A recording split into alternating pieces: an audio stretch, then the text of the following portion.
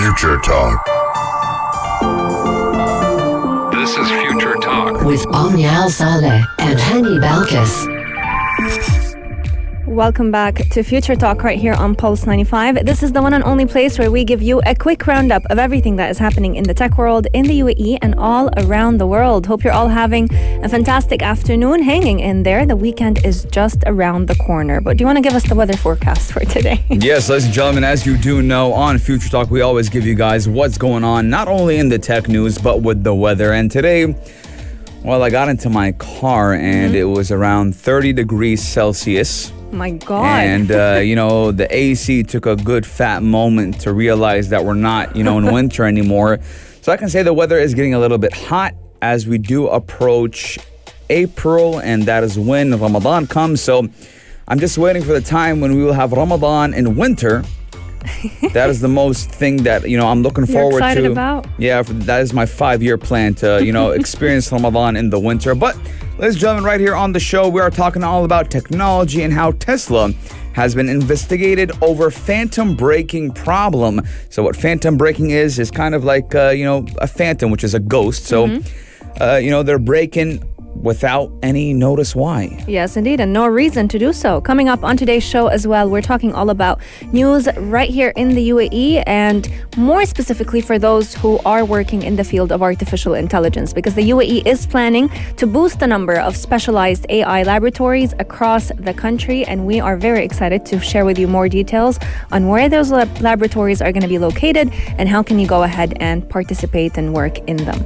Yes, and when we're talking about smart things, we're talking also about smartwatches and how your smartwatch could be the first to detect a problem in your health. Now, we do know Apple Watches have been on a very high rise when it does come to the elderly demographic, and that is mostly because of the fall detection and also because of, how it monitors your heart and monitors different things, steps per day, puts your health into check. But in today's story in our How Do You Tech segment, we're going to be telling you guys about how your smartwatch could be the first thing ever, even before a doctor, to detect problems in your health. Yes, indeed. In the world of apps, we've got one new update regarding Instagram. It's becoming a weekly thing. Every single week, Instagram launches a brand new feature, and the CEO of Instagram, Adam Mosseri, comes out in a live and talks all about it. But for this week, they're talking all about removing shorter daily time limit options from their application, as well as launching Reels, which is a feature that was usually only for Instagram, but now it's also going to be available for all those who enjoy and love to use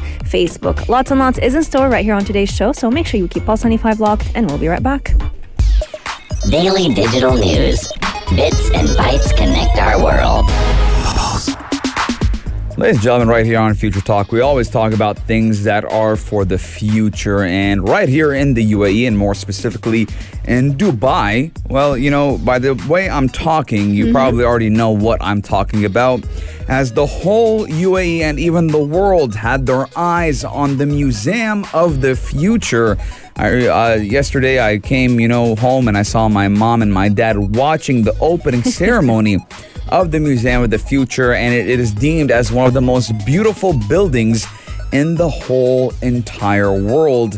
Now, this giant egg-shaped Museum of the Future has opened in the Emirate of Dubai, our friendly neighboring emirate.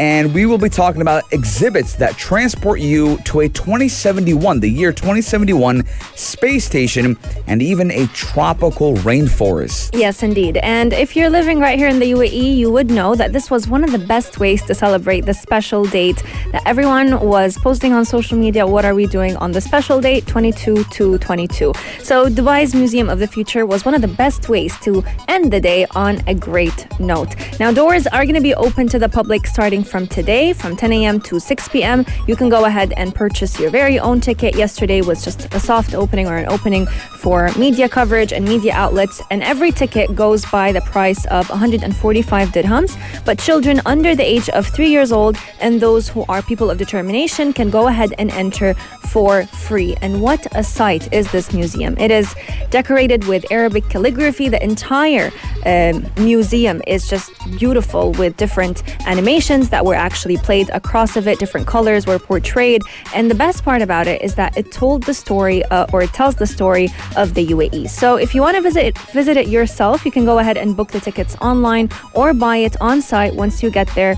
However, if you do want to get or guarantee that you get a ticket, it's best to go ahead and pre-book it online. You do need a PCR test or actually PCR tests are not required.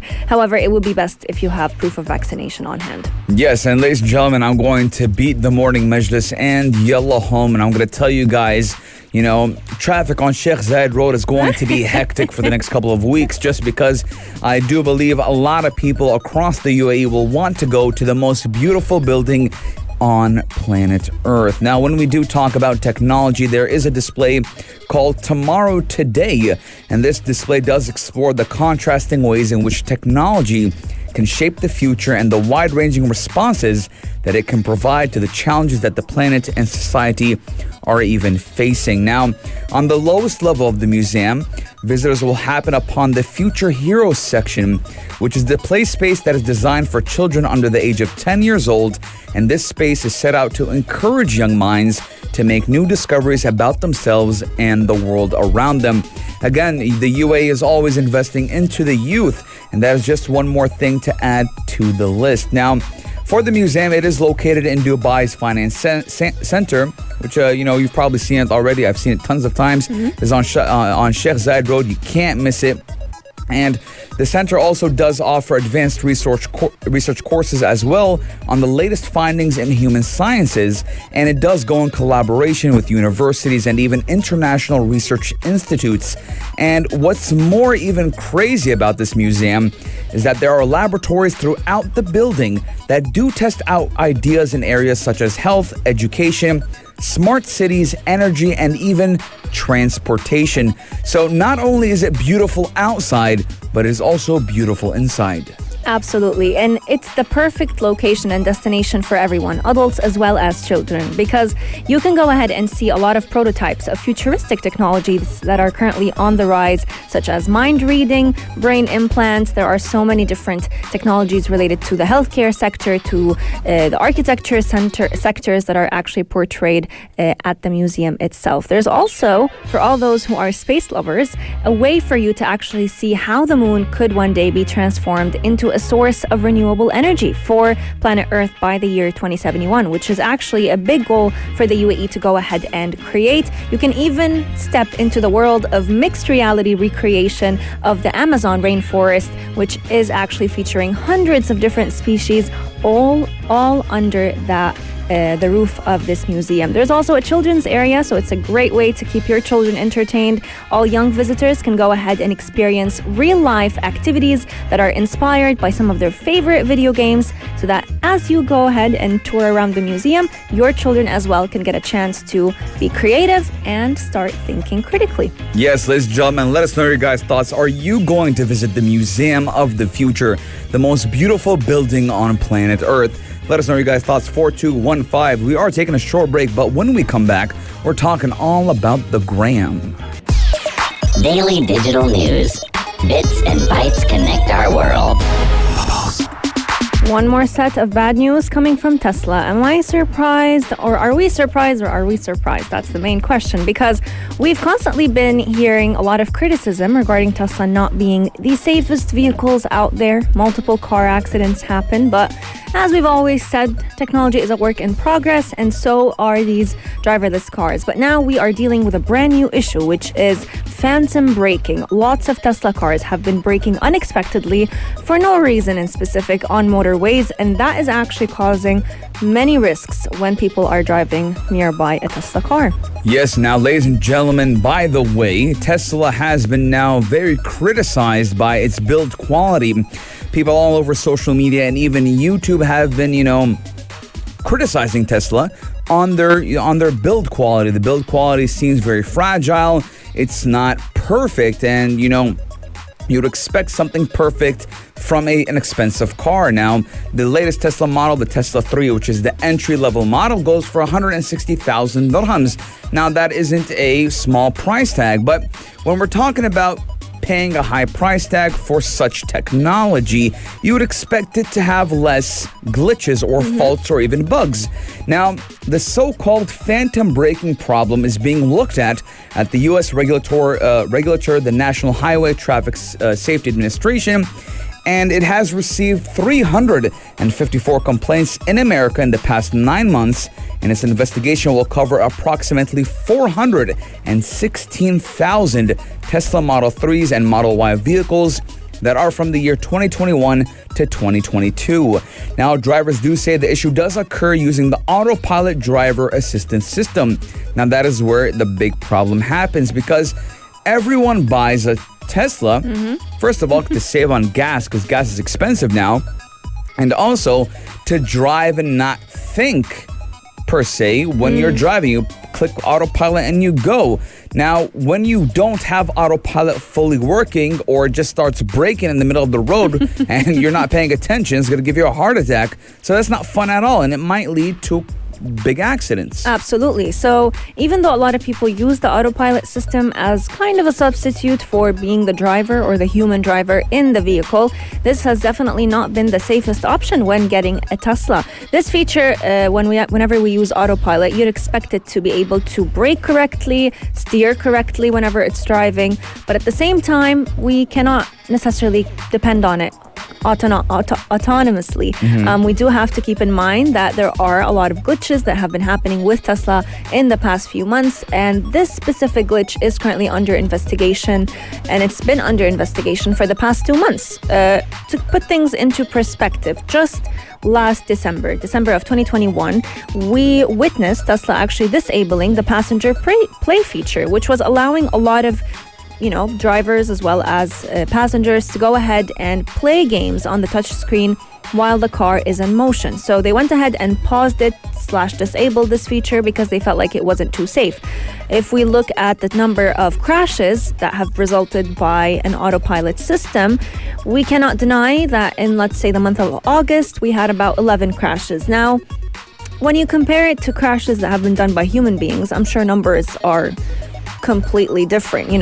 They're skyrocket high, but at the same time, you do expect that an autopilot system should be safe enough to be launched by or in cars that are driving on the roads. So lots of complaints have been rising from the phantom braking, and I'm excited to see how does Tesla deal with this once again. How are they going to deal with the criticism that has been rising from this issue?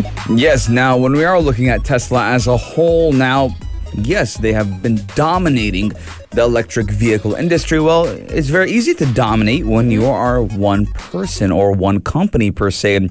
But as we are looking at the future, there's a lot of new companies coming out that are challenging Elon Musk, that are challenging Tesla.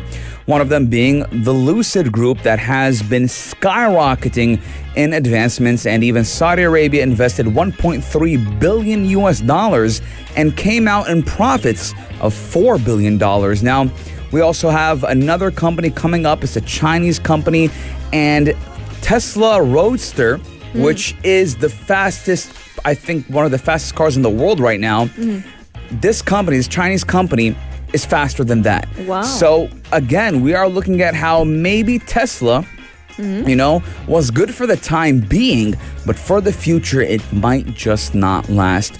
4215, let us know your guys' thoughts. But ladies and gentlemen, we are taking a short break. And when we come back, oh my God, when we come back, we're talking all about the gram.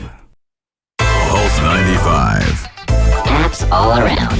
What's worth a click and download? Pulse 95. Ladies and gentlemen, we're talking all about the gram. Now, when we're talking about the gram, there's a lot of things that is going on with the gram now. Just a couple of weeks ago, Omni and I were talking about how the gram is in trouble. Why is it in trouble? Because Meta owns it. So if Meta owns anything, by the way, just know it is in trouble if it's Facebook. But I don't think WhatsApp is in trouble, because WhatsApp is too necessary in our daily lives. But today, ladies and gentlemen, we're talking about the gram and how they are removing a daily time limit option that is under 30 minutes. Now, the minimum daily time limit reminder is now 30 minutes. Now, Instagram is discontinuing some of its shortest daily app time limit options and encouraging users to pick a longer setting. That is according to a report from TechCrunch. Yes, indeed. Now, I'm a big user of the time limit feature on Instagram. Do I abide by it? Absolutely not. So my Instagram is set to remind me when I spend an hour a day on the platform. It will tell me that I've reached my daily limit and to get off of it, or preferably get off of it if I'd like. Do I listen to it? No, but now the app itself is actually making people or enticing them to spend a lot more time on the application, which to me, I feel like it's kind of like betraying your health and betraying what is beneficial for you. Because at the end of the day, yes, they make more money by us staying on it, but the whole aim behind this feature is to make us spend less time on social media platforms and more time in the real world. So the new options now begin at 30 minutes and go up to 3 hours. So we are looking at, let's say, an Instagram user who had a set 10-minute daily limit, not being able to go ahead and do that anymore. So now they have to at least pick the lowest option, which is 30 minutes instead of it being 10 minutes or 5 minutes. Although, if we're being honest, I don't think anyone would spend only 5 to 10 minutes on a social media app per day. I spend 5 minutes on Instagram, not per day, but every time I open it, if not less, I just check. But exactly. Imagine every time you open it, you're spending 5 to 10, let alone in a day. Yeah, I don't open it a lot, but I mean, I understand where you're coming from. You know, a lot of people, they power use it, but I do believe, the option these guys are using is, consistently, at one point, like 30 minutes without, even exiting the app, or 45 minutes without exiting the app. I mean, I think that a lot of people spend 30 minutes. I don't know how someone can spend up to 3 hours having Instagram open. Like, I feel like, yes, there's a lot of rabbit holes on Instagram, but I personally don't see myself staying 30 minutes on Instagram unless I'm watching like a 30-minute video that I'm interested in. True. So let us know if you actually go ahead and set your own daily limit time on the application. And how long is your daily limit time? Mine personally is an hour long. So when I've spent an hour in total throughout the day on Instagram, it'll remind me so that I don't either open it again or kind of keep it consciously in my mind that I've already spent an hour on the platform. I should probably rethink how I'm distributing my time. Coming up on today's show, we have lots to share with you as we talk about the benefits of smartwatches. We now mostly all of us own one, whether it's a Fitbit, a Samsung Galaxy smartwatch, or even the well-known Apple Watch. So if you have one and you want to know more about how you can make the most out of it when it comes to protecting your own health, keep Pulse 95 locked. We'll be right back. How do you tech? How do you tech? What type of smartwatch do you own? That's definitely been a question that I've heard quite often between people sitting down in hangouts. Some people have a Fitbit, others have the app. Most people have the Apple Watch, others have the Samsung Galaxy smartwatch. And from different features that we've seen over the past few years, like hand washing or reminding you to wash your hands long enough, monitoring your blood oxygen levels, fall detection features, counting your calories accurately, you name it, so many smartwatches have gained lots of traction because of the different health benefits that they have. But as clinics turn to telehealth consultations for patients, lots of people are now looking at having smartwatches that can help you detect any illness before you even have it. In my opinion, the biggest example on that is the Oura Ring, since a lot of people have been saying it was quite accurate at detecting that they have COVID before they even got symptoms by just simply tracking their heart rate and their sleeping patterns. Yes, because again, we're looking at, these wearables being worn for such a long period of time. We're not talking about hours. We're not talking about weeks. We're not talking about months. So when these gadgets, they can track you for so long, they can see when there's an irregular heartbeat, when your temperature is going up, when you're not moving as much as you would. Because, when you're sick and you try to walk or when you try to move, your heart reacts differently because it's obviously fighting an infection or a bacteria. So with these type of smart devices, there's obviously a database in the cloud that holds all of these things, that stores all of these information and data. So when nurses and doctors, they want to assess you, what they would do, they would ask you, hey, do you have a smart device, a watch, a ring, or whatever it may be? And if you do, they say, okay, great. Can we see the data on that watch or ring or whatever you've been using? And then they will see where the problem started, when, how, things like this. Obviously, I'm not a doctor. I don't know exactly what they're looking for. There is key indicators that these professionals will look at and will determine why it's happening, how it's happening, and what triggers it. Absolutely. So just like you've mentioned, Annie, it's not necessarily a confirmed diagnosis. You still need to visit a doctor or healthcare professional. However, it is a great way to be able to track your symptoms, track your vitals, and be able to give them some form of, let's say, vitals recording system, so that your doctors can keep track with how you are doing. So one quick example on this. During the COVID-19 pandemic, I'm not sure if you've had any family members who struggled with the virus itself, but one of the biggest gadgets that were needed were the pulse oximeters. So they are little gadgets you put on your finger that they can track how much oxygen is in your blood levels. Now, if you had the Apple Watch or even any other smartwatch, a lot of them have this feature, you can actually find out what's your heart rate at any specific moment. And if, let's say, it dropped anywhere below 97%, that was actually an indicator that you are actually struggling in taking a breath or having good saturation levels of oxygen in your blood. So that was actually one of the biggest ways that smartwatches came in handy when it came to the pandemic. But even without the pandemic, in general, whether it is tracking, the fall detection feature that saved the lives of many for elderly citizens, or even tracking your sleeping patterns, in general, smartwatches have become a big necessity in the healthcare industry. Yes, 100%. Again, we are looking at how, the medicine industry is relying a lot on technology. It's been relying on technology, but now, moreover, it is relying on gadgets and telehealth because, again, wearable technology is becoming an asset more than a luxury. It's becoming a necessity.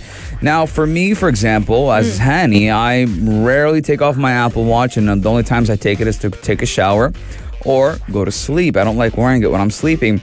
But again, we are looking at, not just the fitness aspect per se, but also blood oxygen sensors. And just like Omnia did mention that during the pandemic, a lot of people did, benefit from these because they were detecting, COVID-19 before they even knew about COVID-19. But again, something that does come to mind every time we talk about data is, personal health data leaks. Now, I was just going to ask you, are you worried of, let's say, your health information one day being like a metric of whether or not you're fit for a job, if your company had access to what your health vitals or metrics are? Well, I mean, it depends on what we're talking about. If I'm fit for a job, I mean, if it's an office, most people, around the world, they work office jobs, thinking about it in the long term, if I was in the army, if I was in, the police, if I was in something that was very physically demanding, there's already assessments being made just to enter. For example, if you want to go into the police or the army anywhere around the world, there is a certain weight limit, there's a certain height limit. For example, if you're a pilot, pilots are not allowed to wear glasses, or not, they are allowed to wear glasses, but when they're in the academy, when they're studying for it, they should have a certain, 20/20 vision, and they can't have astigmatism. So again, I'm going on a long tangent here, but the point is that I personally believe, this is my opinion, that, whether or not my information or my data is out there regarding my health, I don't feel like it's a big factor, because it's me, and there's 7.8 billion people in the world, they can look at all our data. I don't think that, it is. See, now this data is, valuable to some companies, 100%. It's valuable to insurance companies. It's valuable to, marketers. It's valuable to a lot of people. But I just look at it as not being valuable. I don't feel like to me, my health data is not valuable. So I don't really care, or I don't mind it per se. Now, statistics actually show that right here in the UAE, 66% of people have a fear of that. They have a fear that their health metrics would be used, let's say, by a specific company to track whether or not they'd be fit for a job, which is a very similar scenario to what we actually saw in China, because China actually had a plan to make permanent health tracking on your smartwatch becoming the norm. So the government, any company that you're about to get hired into, they'd have access to this information. So I'd love to hear your thoughts. 4215, share with us Do you have the same fear as a lot of people do, or do you think it should be fine if they have access to our information? I mean, they have access to much more of our information than just our health and smartwatches. Coming up on today's show, we still have lots to share with you, so make sure you keep Pulse 95 locked, and we'll be right back. Pulse 95. Apps all around. What's worth a click and download? Ladies and gentlemen, we're talking about AirTags and those Apple AirTags that made a fuss when they were being rumored to come out and when they did finally come out. But ladies and gentlemen, today we're talking about the new AirTags anti-stalking measure and how it does appear in iOS 15.4 beta. Now, it does also include a warning that the accessories are linked to your Apple ID. So if I stick an if I stick an AirTag in Omnia's purse, right, and she finds it's going to say, Hanny, put this AirTag in your... on your purse. in your purse. Now, I have actually an interesting story to tell you about the 15.4 beta, or 15.3, which is now not a beta version. It's launched to everyone. This morning, I was using my phone, just typing out an email, and all of a sudden, you remember the pink screen that we're talking about? That was a popular issue on the iPhone 12, but more specifically on the iPhone 13. I actually saw it happening live in action. And the minute I saw it, I was like, okay, it's time to update, because it is not a hardware issue. It's clearly a software issue, and a simple update could fix it. But it was definitely creepy, because the minute it turned bright pink, like we're talking hot pink, it just shut down. My whole phone shut down. The screen was frozen on that little Apple sign, and it took connecting it to my computer to be able to update it. So, kind warning, just go ahead and update to the 15.3 before you start seeing this issue more and more frequently. But going back to, Yeah, I recommend just, having automatic updates on. So while you sleep, see, Omnia's problem is, she's awake during the time it's supposed to update.